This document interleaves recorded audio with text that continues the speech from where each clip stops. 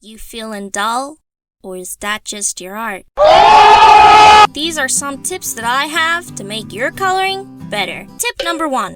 Always move the color wheel. When shading, don't make the shade just a darker version of the color you already have. Move the color slightly on the color wheel, then make it darker. That means making your shade a colder or a hotter version of the color you already have. Number 2. Environment equals shading and mood. Think about what colors you want to incorporate and what time of day would suit those colors best. Hear me out.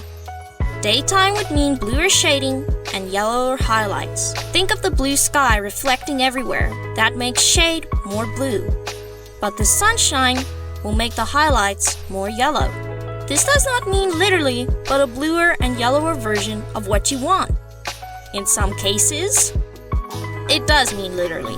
Golden hour is more red shading and yellow highlights. Again, red sky means red shading, orange yellow, sun means those highlights. Sunset is purple shade and redder highlights.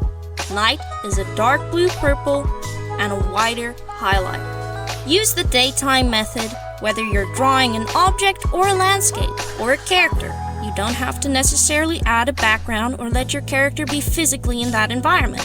Just pick the shade and highlight you like best. Tip number 3. Don't be afraid to go bold. Fear holds you back, and if you feel the picture is too dead, pick one of your shades.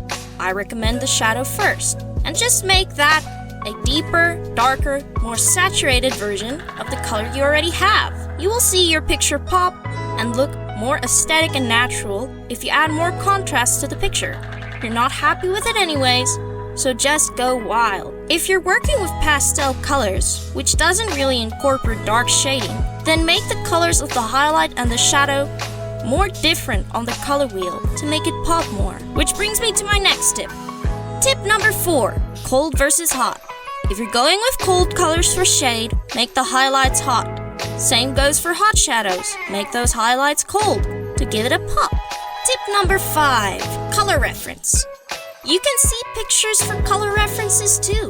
Look at a picture whose tones, shadows, and highlights are colors you want to incorporate in your picture. If you're painting a person, the color picture doesn't have to be that same person. Same goes with objects. You can even use landscapes for reference.